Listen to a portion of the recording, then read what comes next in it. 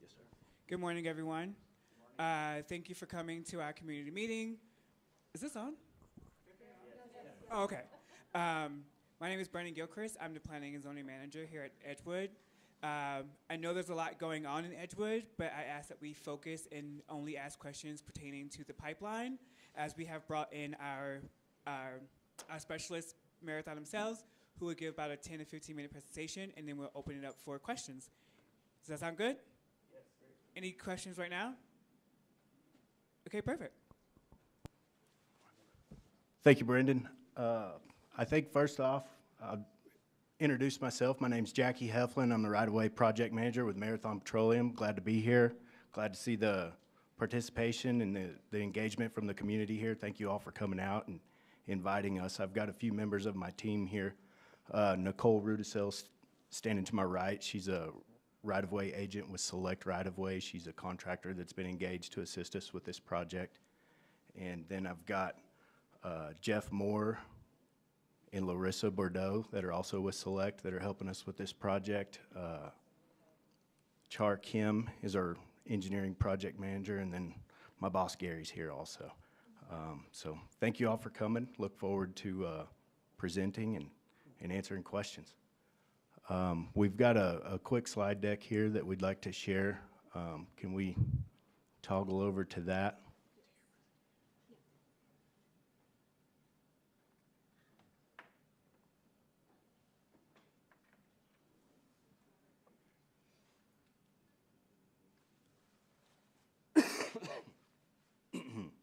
Okay, so we are Marathon Petroleum. Y'all might recognize the big M from the gas station down on the interstate. That's the same company. MPLX is going to be a sister company to Marathon Petroleum Corporation. We own and operate what we call upstream pipelines. That means that we move oil from oil fields to refineries. MPLX is what is considered to be a midstream company. We gather, transport, and store crude oil and natural gas. The particular pipeline that we're here to talk about in Edgewood is a crude oil pipeline. We also do some work on the natural gas side in other parts of the country, but not here in Edgewood. And in that last bullet there, MPLX, Marathon Petroleum Logistics, is the owner of this pipeline. We're a master limited partnership that's sponsored by Marathon Petroleum Corporation. Marathon Petroleum Corporation is the parent company that owns and operates several refineries across the United States of America. This is a map of our integrated system. This shows assets that are owned and operated by our parent company, as well as all of our sister companies across the nation. This is an integrated system that essentially feeds the refineries that we have. And then this is a map that specifically shows the assets that are owned and operated by MPLX. These are mostly gathering systems. You'll notice most of them are in the oil fields. There's a handful of long-haul cross-country transmission lines on this map as well. You'll notice the one there in New Mexico that runs from the Four Corners down to the southeast corner of the state is the one that we have here in Edgewood.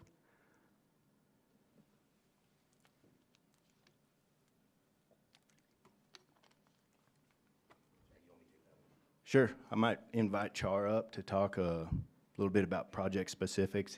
I know enough to be dangerous on engineering and construction, but Char is really the subject matter expert here on the specifics of the pipeline and the details in the project.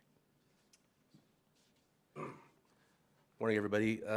So before we go over the purpose of the project, so one of Marathon's core values is environmental and safety stewardship, and we have a motto, keeping the pipe. So we take pipeline integrity and safety really seriously, and our pipeline management program is very proactive, and we work pretty close with our integrity team.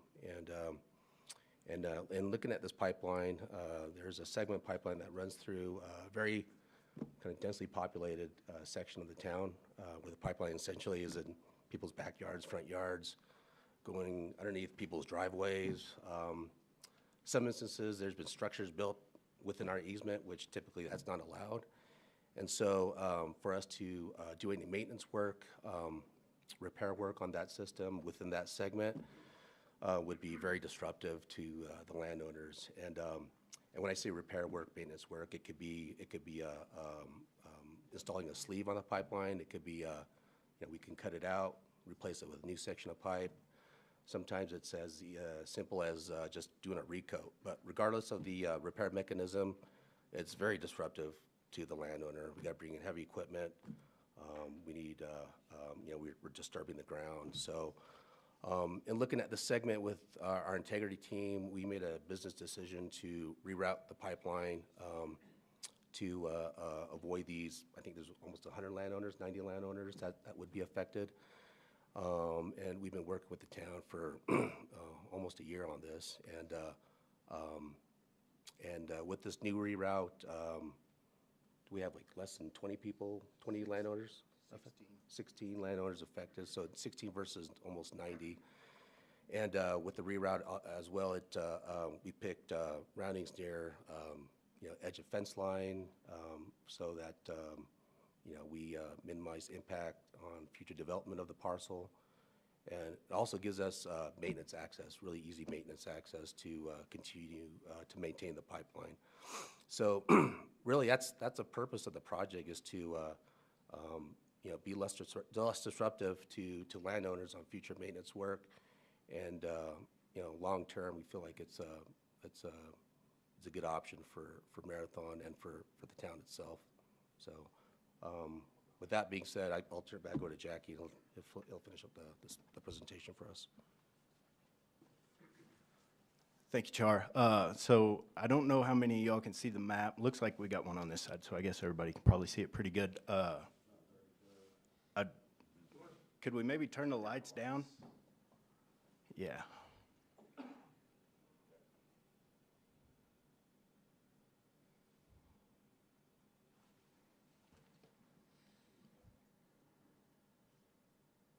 There we go.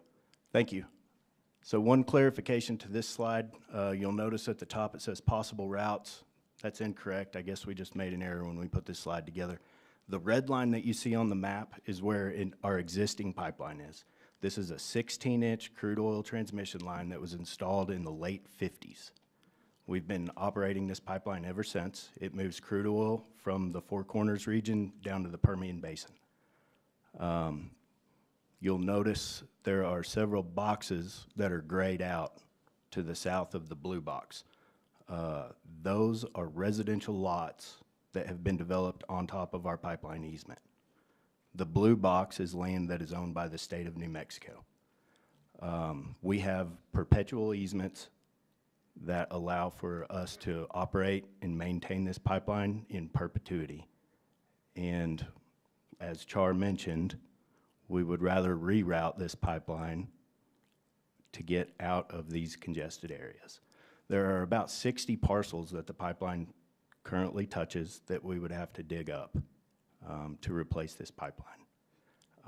There's also a handful of schools and churches that are very close to this pipeline. Can we go back? And you'll notice there's about 60 parcels grayed out, but those are not the only landowners that would be affected. The process to repair and replace that pipe would impact everybody that lives in those neighborhoods. There's several hundred lots, actually. So can we move to the next one?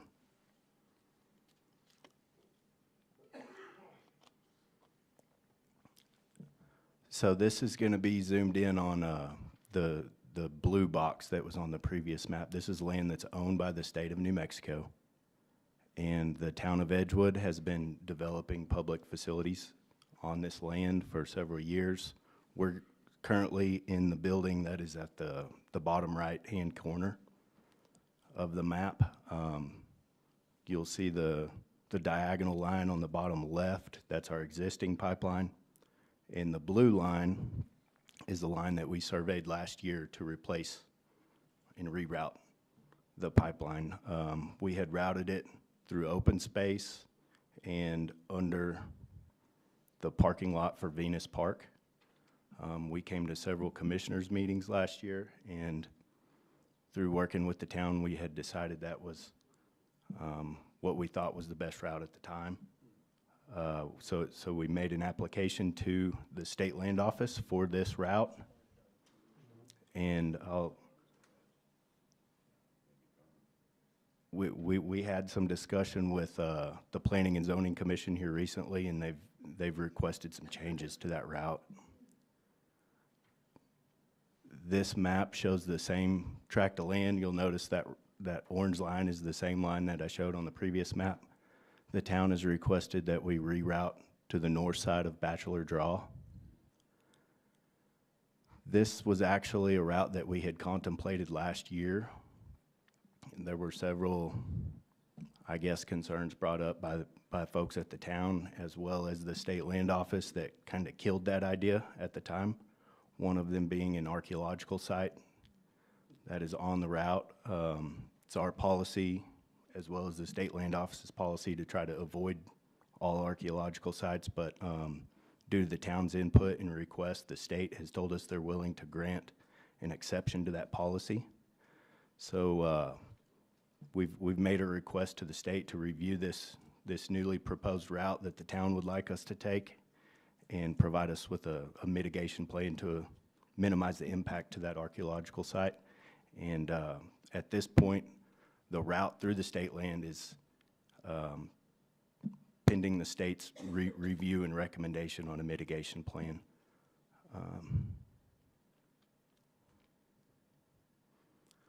This is a map of the entire reroute. So the pink line is the route that we surveyed last year. You'll notice the piece through the state land is still indicative of the first route that we had surveyed through state land. We haven't updated this one with the new route yet. But this route crosses, like Char said, 16 private landowners. It's all undeveloped land. There's no residential lots on this route. And we've been engaged in working with these private landowners to secure easements with them for about a year now.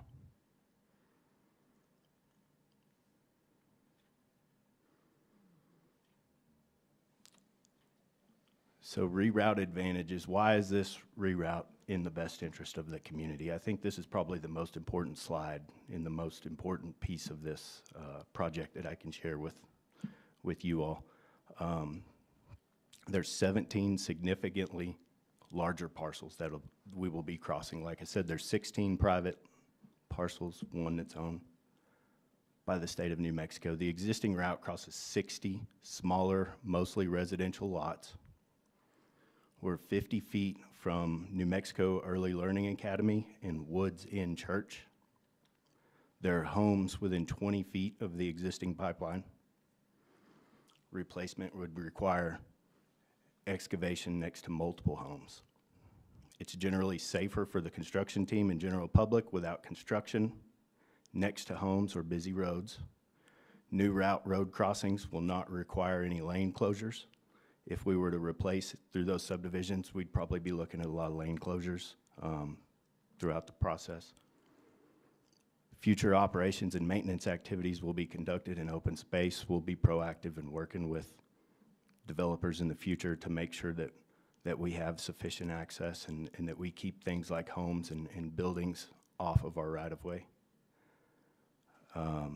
There will be a local economic boost with payments to landowners that we've already made some of those.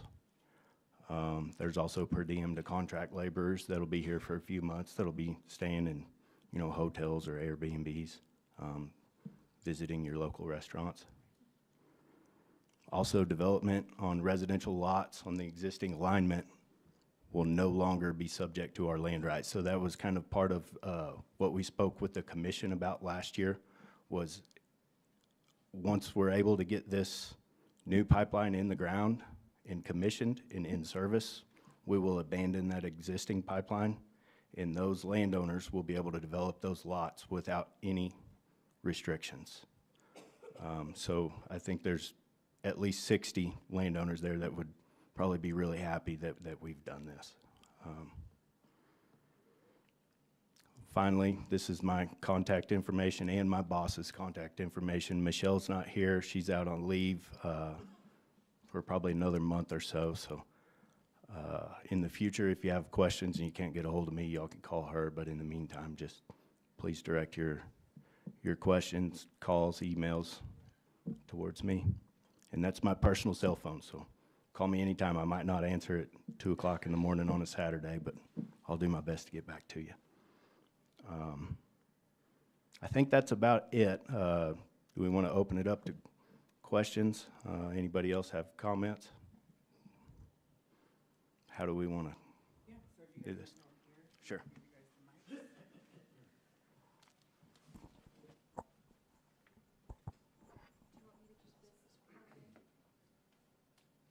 Yeah, we might want to toggle back and forth on Google Earth or some maps. Is this on?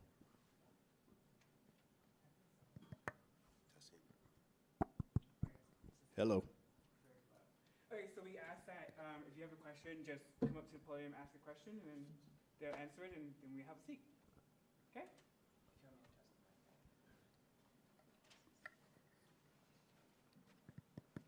So this isn't a question. This is lessons learned. In 1972, Kinder Morgan, now MAPCO, and later in 2014, Enterprise came through our property we now have 4 pipelines crossing our property. We're up by the mountain. I'm Jim Thomas. I manage Broken Arrow Ranch, which has been in my family since 1941. They're telling you all the good things that this pipeline brings. What they don't tell you is they talk about an easement, a right-of-way. So when they deal with property owners, they have different right-of-way agents talking to different property owners. That's called divide and conquer. They're looking to get the lowest cost for your land that they can. There's 3 entities in this country that have condemnation authority: government, state, local, federal, railroads, and pipelines. Pipelines move more product per ton mile than trucking, shipping, ships, and rail. They're much safer in that regard. But in 2024, there was 530 pipeline incidents. 12 of them rose to the level of catastrophic, where pipelines failed.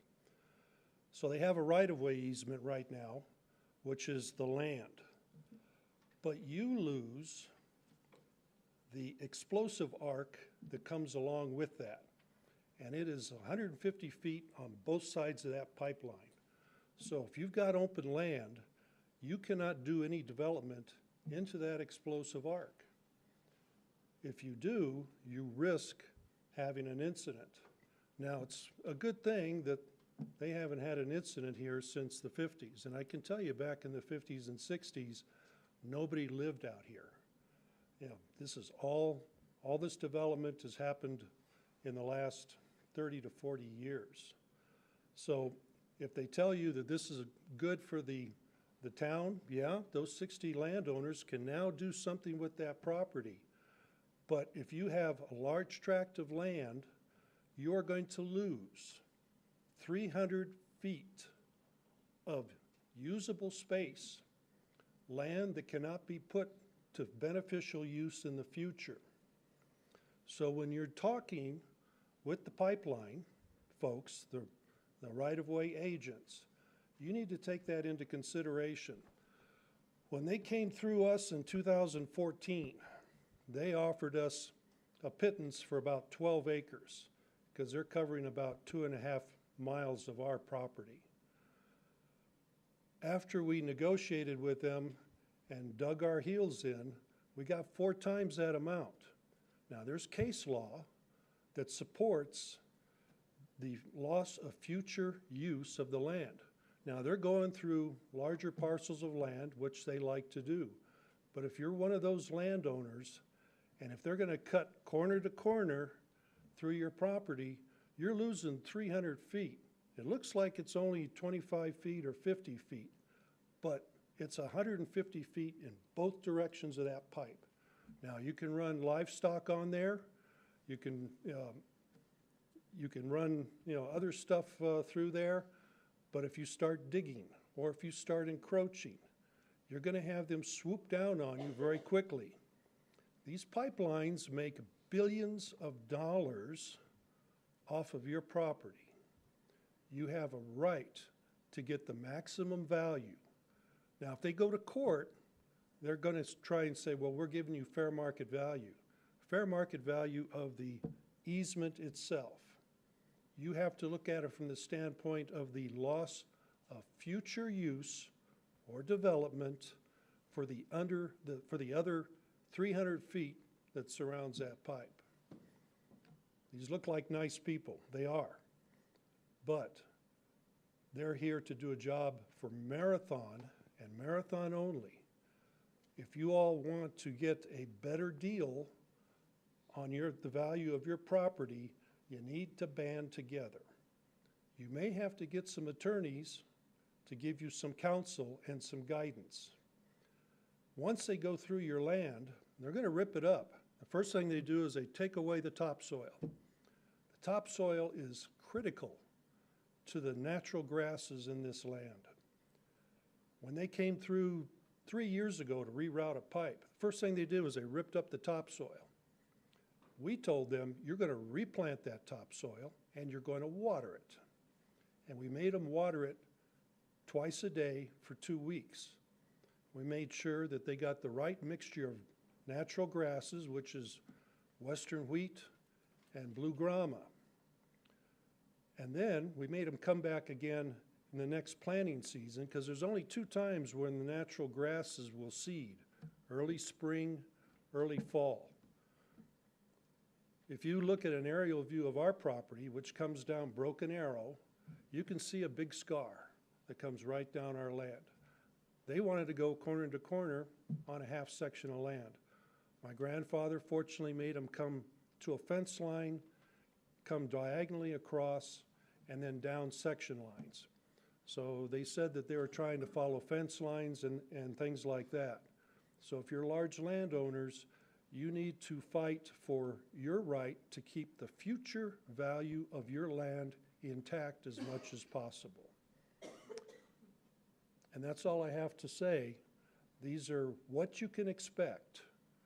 The only way you're gonna make make lemonade out of this lemon is to come together and make sure that your property rights are taken into account and maximize the benefit that you will get from this pipeline.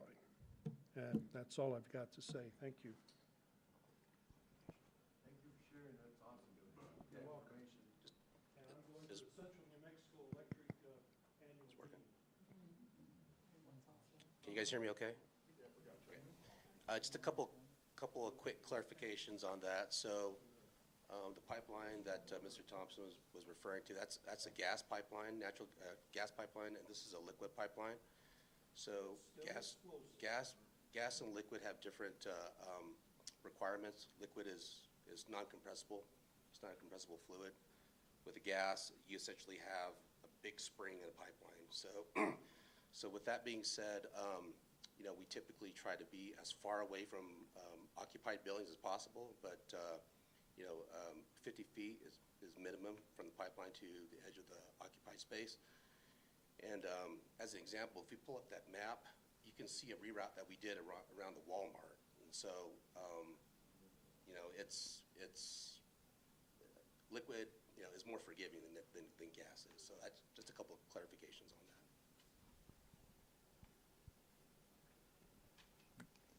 Go ahead. Quick question. The 150-foot arc that you mentioned, is that still an issue with your? No, so 50 feet is the minimum that we try to be between the pipeline and the edge of an occupied space. Our pipeline easement on the private land through Edgewood that we've proposed is 50 feet wide. That's 25 feet on either side of the center line. We're not going to limit residents' ability to develop their land outside of that easement. So it's 25 feet either side of the pipeline, not 150. Yes, sir. Good morning, everyone. I'm Todd Bibiano. I'm the superintendent of the Moriarty Edgewood School District. I'm here with our school board president, Linda Hudson. I have about 10 or 12 questions that I'll email you, Jackie, now that we've met. Okay. So I won't take up much more time, but the one question, and really what I've been getting with this in my office, in 2023, the State Land Office had a executive order about oil and gas leases not being within 1 mile of a public school. We have Edgewood Middle School, which is in the proposed pipeline reroute. You know, the best I could do on Google Maps is less than half a mile. And then our property is adjacent to, this property here is adjacent to, right butts up to Venus Park, with future plans and moving forward about development for the school district, you know, down the road. Does this pipeline fall within that executive order? It sounds like it may not, but just if I can get some clarification and the public can get some clarification just on that one question. And then I have questions about emergency response, you know, like I said, 10 or 12 different, you know, questions that are coming up. If the State Land Office, I think you said, gives you permission to go through the draw, then that even moves the pipeline closer to Edgewood Middle School. I mean, further from this land, obviously, but closer to Edgewood Middle School. Thank you.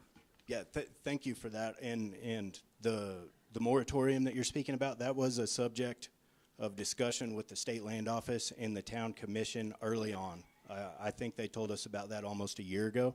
That was one factor that influenced the decision to route the pipeline through Venus Park instead of on the north side of the draw because we were further away from that school. And to clarify, this is not an oil and gas lease. I think the intent of that moratorium was tied more towards oil and gas development, being oil wells and gathering pipelines. There was a little bit of confusion about whether or not this particular pipeline qualified for that because it's a long-haul transmission line. It's not, you know, taking oil from a pump jack that's sitting out here in the pasture north of us. But we did speak about that with the State Land Office. Our existing pipeline is already here. So, you know, I think we're kind of grandfathered in that sense, in that we already have a pipeline here, and the State Land Office has considered that as they've considered allowing us to reroute the pipeline. So it's really a decision that's up to the State Land Office as to whether or not they're going to give us the right to do this, and whether or not we qualify for that moratorium or an exception to it. So just to follow up, if I can, if the school district needs to work with the land office to get some of these questions answered as well. So my question is, this is a proposed reroute.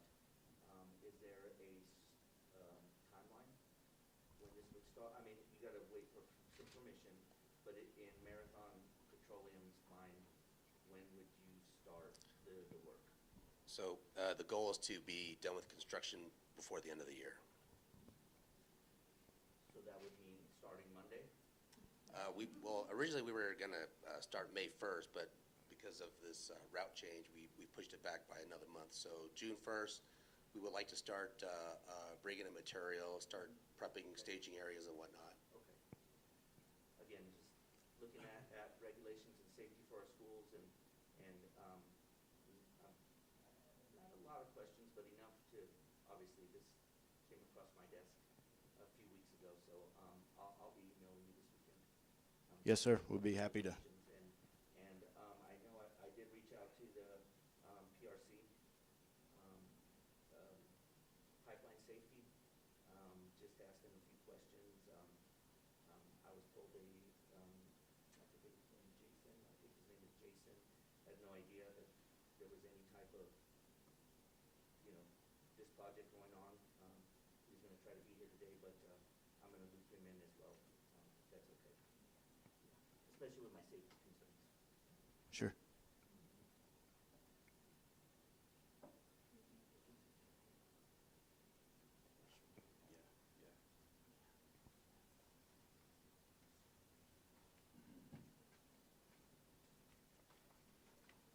Good morning. My name is Adrian. I just wanted to ask a few questions. I know you guys made reference to landowners currently receiving payments, leases from you guys. Does that apply to the town of Edgewood as well? We've made an offer to the town of Edgewood for a license agreement to cross Dinkle Road and Williams Ranch Road. And we're currently engaged in negotiation with them on what that compensation is going to look like. So yes, there will be a payment to the town of Edgewood, but we haven't settled on what exactly that number is going to be yet. Okay, I just wanted to raise that awareness. And also, I appreciate the first gentleman speaking on behalf of some of the issues he's personally dealt with. I also wanted to acknowledge that I think that currently in this town's history, what we're going through right now, it's critical to remind ourselves of some of the issues that crude pipelines, other types of infrastructure that we're putting underneath us be addressed. This town recently made a decision to step away from an agreement, and that directly impacts potentially, natural disasters, things like that. So we're really concerned in this community about the potentiality of how we're going to mitigate that. So you set a date of January or June 1st, potentially. That's about 30 days prior to this agreement potentially taking effect. So that raises serious concerns for the community out here. I'm not here to oppose the project. That's not what I'm trying to imply. I'm simply trying to raise awareness with you guys as to how this potentially could be a problem in the future, and to remind our community and our town that we need to address that issue, so that way hopefully we have the mitigation teams in place to be able to address any potential issues that may arise. And this isn't so much, like I said, I'm not opposed to it. It's already here. It's just a matter of rerouting it. But I just would hope, as Edgewood has grown, we've made some decisions, and they've affected us in today's time. And we just want to be a little bit more proactive in looking towards the future, and not simply just making a decision based on what we're encountering today. So that's about all I have to say, but I appreciate you guys coming in and sharing your information. So I will say this, our operating regions, so this region, call it the Southwest region, they do work with municipalities on our emergency response plans, so ERPs. And so I know some regions, they'll do joint, what do you call them, like boom deployments, those types of exercises with municipalities, so sometimes the local fire department and EMS and whatnot. And so that's, I guess, the office that the region operating office that would be in charge of this area would be out of Bloomfield. And so, but yeah, we do work with municipalities on those types of deployments and exercises. Do you guys donate to municipalities that you guys traverse through, as far as, Yeah, we have. assistance for potentiality of problems in the future? We have a history of doing that, yes, we do. Okay. Thank you, gentlemen. Thank you. And lady.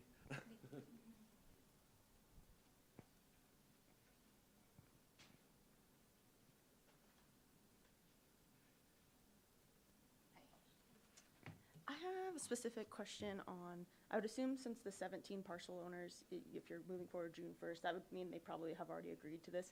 I have a specific question. I live not on this side, but the side closer to Williams Ranch Road. So I think my property would be abutting that buffer zone.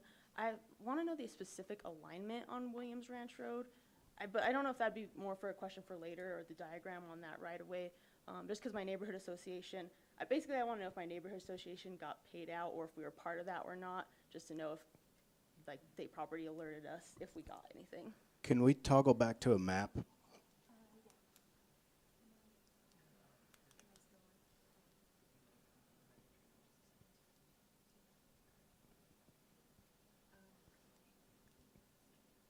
With regard to any neighborhood associations, we're not going through any neighborhoods. So mine is kind of weird. My neighborhood association owns agriculturally zoned land in the area that is undeveloped.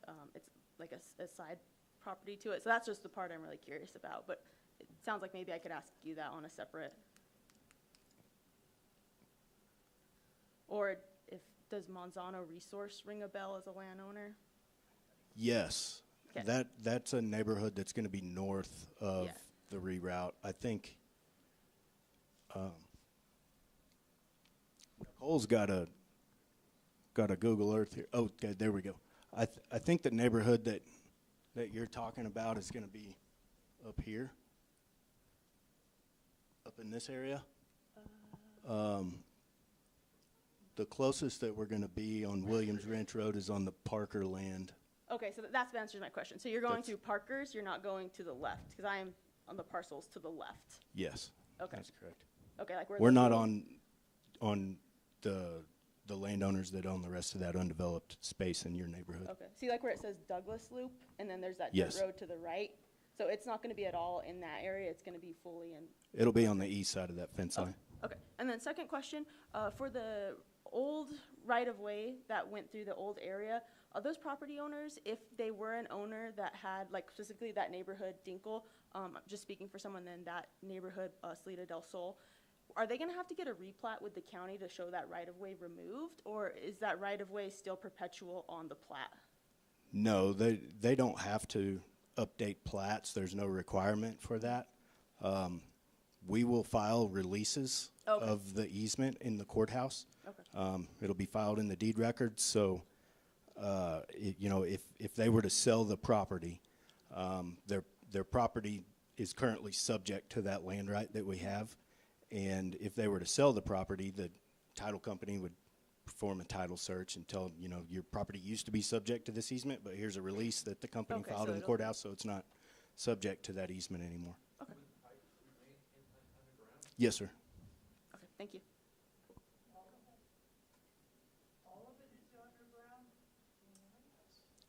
Yes, we have I guess two valves here in Edgewood. One is going to be right here. Existing valves. There's a valve right here already at the end of, what is this? Venus Road. Then we have another. You guys probably have seen this one. It's next to a billboard.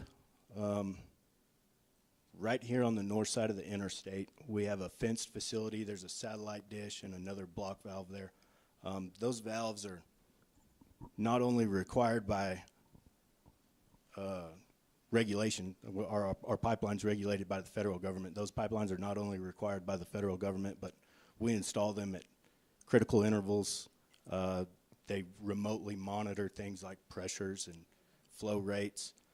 We have a 24-hour monitoring system based out of San Antonio that will shut this pipeline down immediately if there's anything out of the ordinary that's detected. So those are critical to maintain the integrity and safety and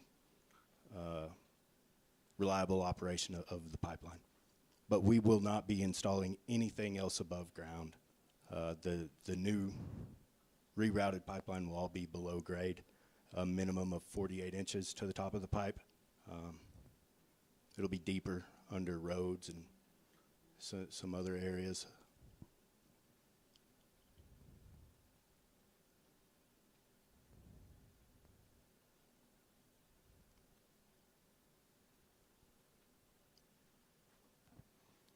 Hello. I have a quick question about the abandonment of the existing lines. Is there a reason why you don't remove them? out of the ground? I know it's probably going to be a cost-related answer. However, what's the process of abandonment and what's left in that line? Yeah, so we run a nitrogen pig, and so basically we'll purge the pipeline with nitrogen and get it LEL free, get it completely clean, and then for the section that we abandon, we typically will cap the ends and then just allow nature to take its course and do what it wants with the abandoned pipe. So that's our typical process. Why don't you take it out? If we do that, then we're defeating the purpose of trying not to damage yards, driveways. There's structures. Some places have structures built on top of the pipeline. So really, it's the best for everyone if we just allow the pipeline just to kind of disintegrate, just kind of go back to nature naturally. What's the pipe made out of? It's steel pipe. We've, Oh, yeah. Oh, yeah. Yep. So the pipe material is steel. yeah, we've consulted with lots of landowners over the years over abandonment versus removal, and I've never had a landowner request that we remove the pipe. Like Char said, it kind of defeats the purpose. The process to remove the pipe looks the same as to put a new one in. So if we were to remove the pipe, we'd probably just put a new one in where that old one is.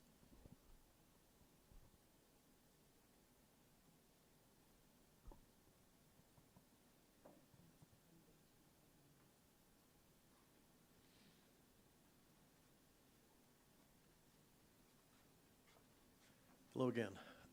So we're relatively new residents here, and looking at your proposal map, we own a property adjacent to where your proposed line is going to come through. To our knowledge, we're not aware of any notice that this is going to be close to proximity-wise. Will there be any kind of notice of that? And when I say adjacent to, it's right next door. So we see your line going right through the property, just on the other side of the barbed wire fence from our property. That's why I asked about the arc. Is that an issue for us as well? Will there be any kind of notice provided, any kind of information, hey, we're going to be right next door, trenching and laying and everything with that? There's no requirement for us to make notice to neighbors. We do make courtesy notifications on occasion to what we call adjoiner properties. And based on your comment and some of the feedback that we're getting, I think we would probably at least mail a letter to some of y'all and go around and knock on doors. Nicole and Jeff have been knocking on a lot of doors and having a lot of good face-to-face conversations with landowners. They will be here throughout the project, and they will be, probably leaving sticky notes on doors and hangers to notify people of anything that we think y'all need to know about. Mm-hmm. We really like to be proactive in notifying people, but there's kind of a fine line of where do we stop with notifications, and so far we've just been working with landowners that are actually going to have the pipe on their property. Right. That makes sense. So, yeah, we're just, we're concerned about the emotional distress our donkeys are going to go through while the project's going through. So, obviously, I'm kidding. I'm just curious, where is your property relative to the? Where it comes, I'll go up there and show you.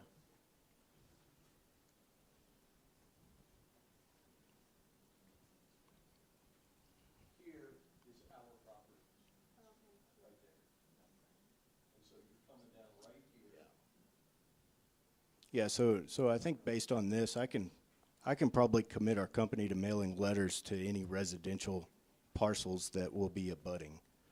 I don't see any issue with that, and frankly, I would want those landowners to have our contact information in case there's emergency or a problem that arises.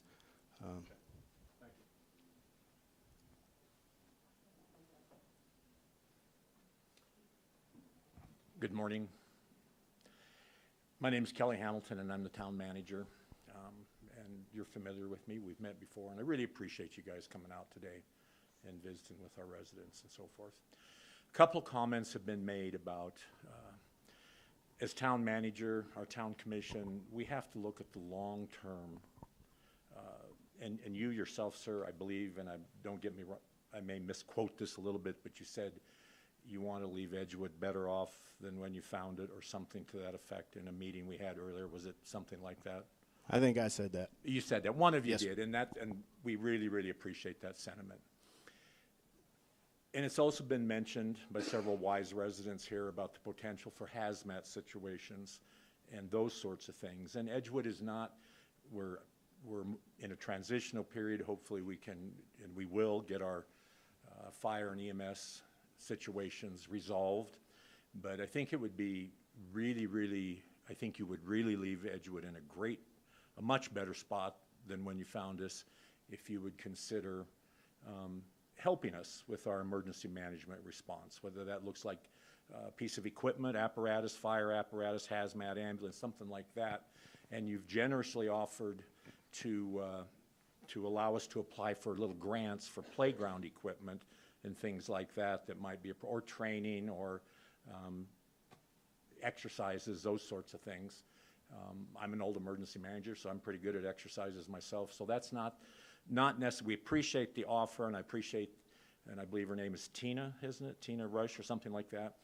And we did have a conversation with her, and she said, you can certainly apply, like anybody else, for playground equipment and things like that, and as a way to leave Edgewood better than when you found us. But I would hope you would consider, for the residents and for the town, to maybe do something a little bit more than that, if that makes sense. And we're happy to talk about that and continue negotiations. So appreciate you being here, but I just wanted to make that point, if that makes sense. Yeah, I think Tina also mentioned that, they made donations to, for EMS equipment, fire department equipment. I didn't hear that. She mentioned that. I heard So- SCBA's, Yeah. I heard things like that. I didn't hear vehicle Right, that's just an type. example, I mean, but Okay. we have made. I didn't realize the other was an option, so that's So, wonderful. Yep, so we. Happy to continue to have that conversation. Yep. Appreciate it. Thank you.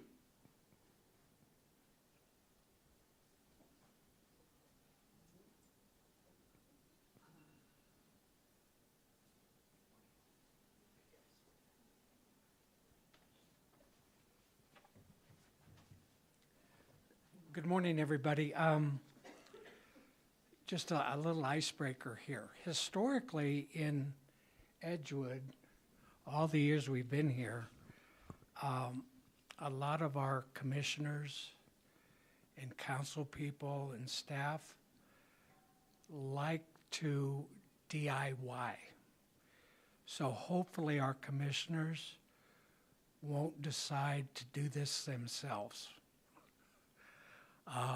They like to get their hands dirty, but this is something that's for the pros, okay?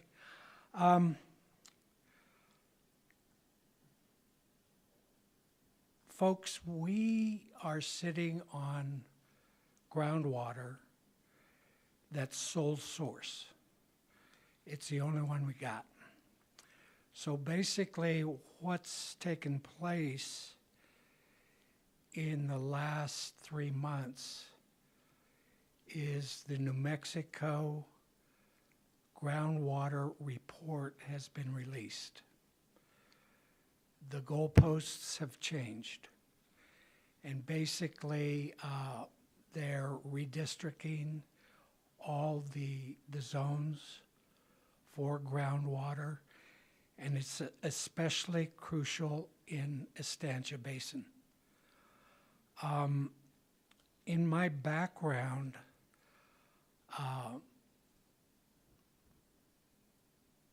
I work I'm on call with Raytheon and TSA, and I support the TSA checkpoints. I also go through testing for TSA, and this is coffee table conversation. Basically, the TSA, the guy with the blue shirts, they have oversight for gas and oil as well, and they're undefeated. So you answered my question that I was going to ask, is where the pump stations were. And basically, the pump stations you already explained, they're connected to the internet. And basically, they need to be secured so that things don't happen. What I'm concerned about, and I'll provide that with you, and other people spoke about this, is your consideration to actually be compliant with the Safe Water Drinking Act, which basically offers recommendations how to protect our groundwater. Okay, there's a lot of issues with that right now. So oil and water, and I hope that in terms of hazard mitigation, because of what we're going through with the town right now, is that any sort of either technical contributions or other resources that can help the town at this particular point, because we need all the help we can get. So I'm just basically asking that the Office of State Engineer, the New Mexico Environmental Department, all those agencies have been reached out to. And I think that, we talked about the future of Edgewood and the economics of efficiencies. And hopefully this project, working together in protecting our resources, will be emphasized. I've left questions for the official record, and it's a list of different things like that. And one in particular is there is mandatory fire department consultation that would be required by the county. Something for you guys to review. So that'd be great. And then I think Manager Hamilton also has a copy. And hopefully you guys will take a look and help the county with the security of our future. It's very important.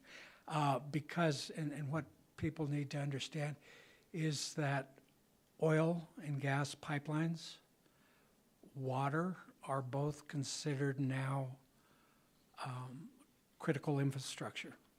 And so the protection layer of protection and guidelines to do it right are highlighted. And there's oftentimes, if you ask for it, with a risk assessment, and the town needs to know this too, when you do your emergency planning and you provide a risk assessment of what the consequences of a bad event will cost to our community, then you determine how much you're going to invest to mitigate that. So we talk about mitigation, this and that, consequence of loss. What are we going to lose? Loss of life, loss of property, different disasters, and we have to find out and determine how much needs to be invested. And I don't think the town has ever thought of it that way. So help us out. Appreciate it. So just a couple of comments. On the environmental front, we do have a third-party environmental consultant, and they did their environmental surveys last year. So we've been working with them to delineate any of the water features. They did a biological survey as well. So, and they've been working and with the the agencies as well. So we do have a third-party environmental, and then we, as a company, we do those risk assessments, and basically any pipeline that goes through a town like this, it's labeled as a high consequence area, HCA.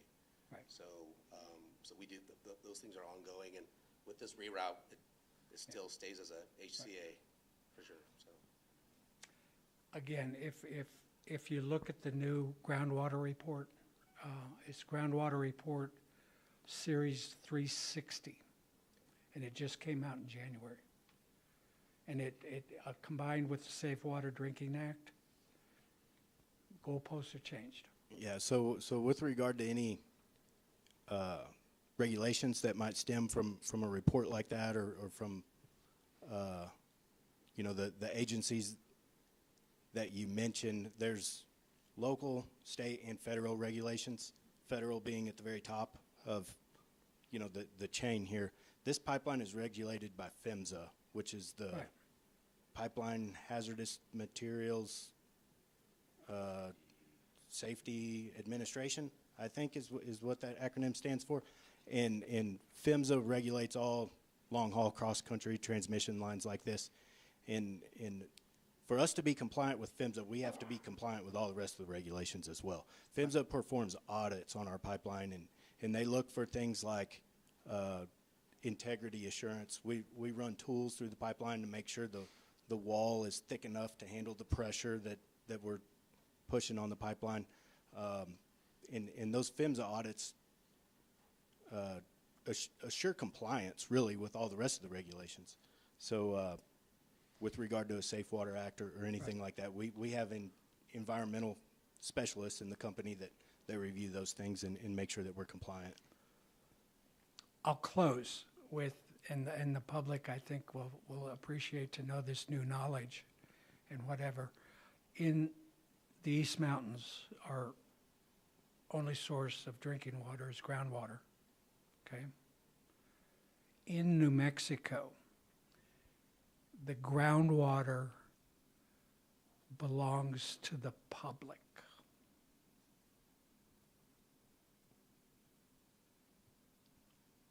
That's very important. It's our water. So it's very important that it's sole source. It's the only one we got until we start finding other water sources. So hopefully you can also help us with that. Okay? We need all the smart guys we can stand. Okay? Thank you.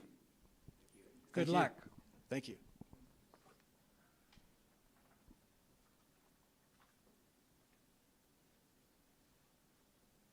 Any other last comments, questions, or concerns? I think that the town wanted to also show our own sites. Okay. Pipeline window.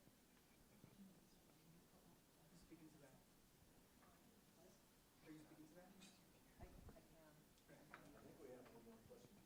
One more question? Okay, I live right over here on Dinko, and the pipeline goes through my property. okay. Are we gonna be notified when you get the other one in, that we won't have to have the right-of-way through there anymore? Yes, sir. We'll send letters. Okay, when are you planning on starting the pipeline? June 1st. Till June? June 1st, yes, sir. Okay, and you're taking off from, where, around Walmart and then going up, or what? Kind of due east of where we're at right now. The pipeline crosses the state land. I know, Over I'm here? right next to the state land. Yes, sir.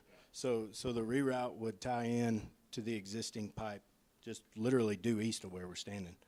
Pretty close to what's the road that runs north and south on the west side of the state land? There we go. So right here, pretty close to Horton. But then you have to go around to Walmart, don't you, to get your pipeline going? No, that's the existing line. Because my place is right here. Okay. That's the existing line. We, Right if we're able to secure the reroute, we're gonna go way around. We won't be within a couple miles of your property.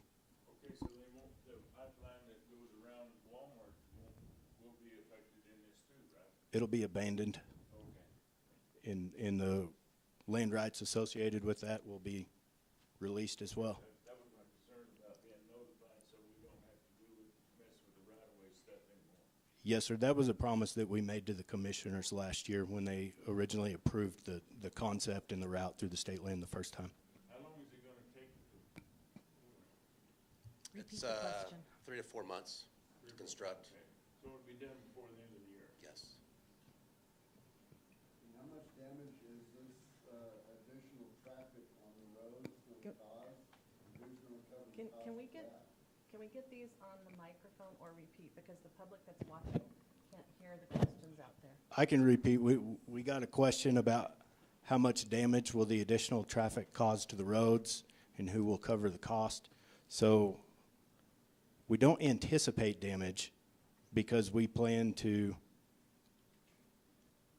enter and exit the pipeline right-of-way from public roads and improve those entrances and maintain them throughout the process to assure that we don't damage the roads. It's not uncommon for, the edges of blacktop to get chewed away if folks are turning off of the roads and not taking care of them. So we will implement, mitigation? Mitigation and I mean, if we have to do reconstruction because of construction activities, I mean, we will look at those. But you're going to have to be going down Depot Road, though, correct? Because that's one of the roads that is. We will, we plan to bore under Dinkle Road. So we don't plan to dig up any public roads. We plan to bore under them. So, there will be traffic on the roads, but we don't anticipate any lane closures or any roads to be dug up. But you're going to have additional traffic for the pipeline. For the construction. Yes, sir. We'll be bringing in pipe on 18-wheelers. Causing additional damage to the roads with the additional weight. Yes, sir. And I believe that will be addressed in the license agreement with the town, that we are going to be responsible for repairing or footing the bill for anything like that. Yes, sir. Yes, sir.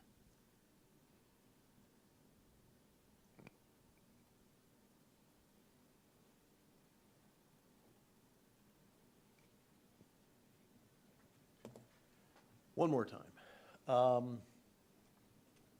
The town is going through a pretty difficult time right now with a relationship with the county, and you may or may not be familiar with what's going on relative to fire and EMS. So, your project and what that brings to the table for our community could potentially create risk. Right now, with what we know, I know that the commission is working diligently to resolve the issue. But potentially at the time you are planning on doing your work, the town could be at risk. Is there any possibility for a deferral of your timeline? Or is that set in stone? Can anything, and this is a safety issue. Is there any possibility that your timeline can be pushed back until some of these other things that the commission is dealing with can be resolved or in some way mitigated on the, go ahead. Sure. So when I mentioned that June 1st start date, that's when construction activities will start. That's set in stone. It's yes and no. I mean, there is floating our schedule, but for us to be done before the end of the year, we would like to start June 1st. But that doesn't mean the pipe will be, it's not going to be filled on June 1st. It probably won't be filled till end of September when we actually commission the line. So there is, 3-4 months of construction activity before we actually commission this new pipeline into service. As far as deferring it, that's something I would have to go back and talk to our upper management. But this project is being funded through a special budgetary item where they've instructed us to be done by the end of the year. But, I mean, it is, I can go back to upper management and see if there's any flexibility with that. It's just that some of the things that the town is facing now, nobody was aware of last year when you were having the conversations with them. This is new stuff. And your construction begins when it begins, that's fine. But as far as flipping the switch and having the flow go from A to B, that may be something that, and I'm just throwing it out there for your consideration, for the consideration of our commission members that are here, that maybe, depending on the state of affairs at that time, it might make sense to try and push that back a little bit. It might make sense. So that's all I got. Thank you for that. Thank you.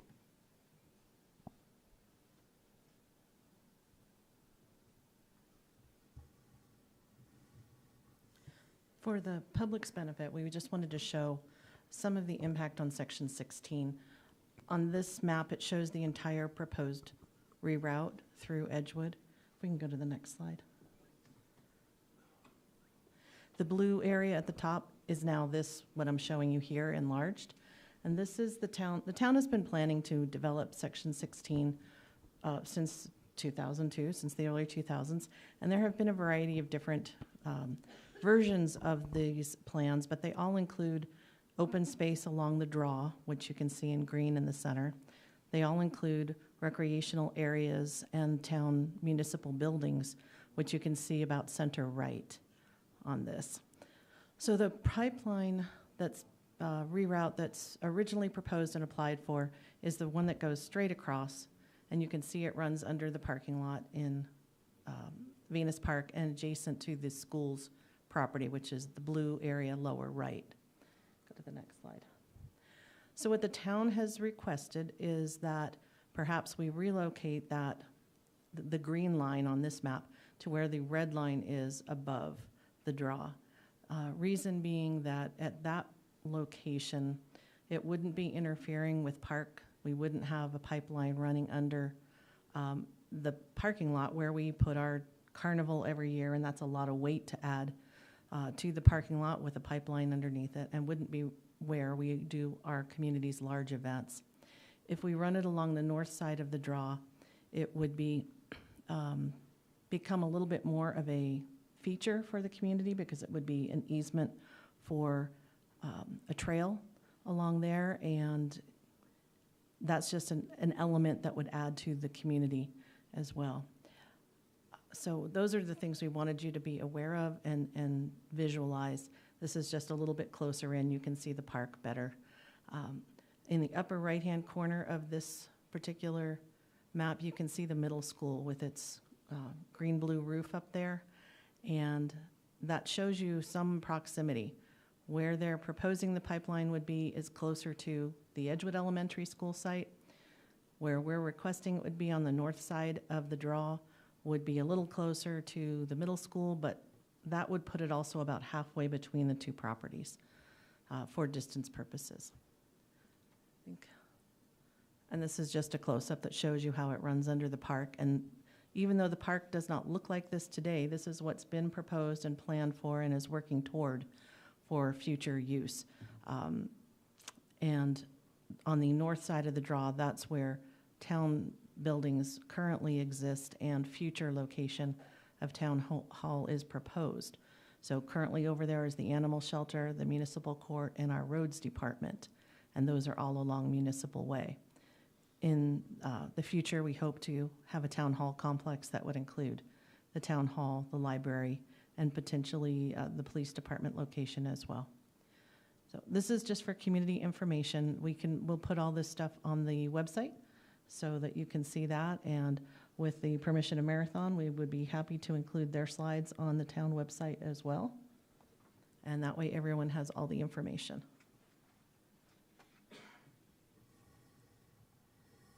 If there are any questions on the town's portion, I'm happy to try and answer, or Brandon, our planning and zoning manager, can answer.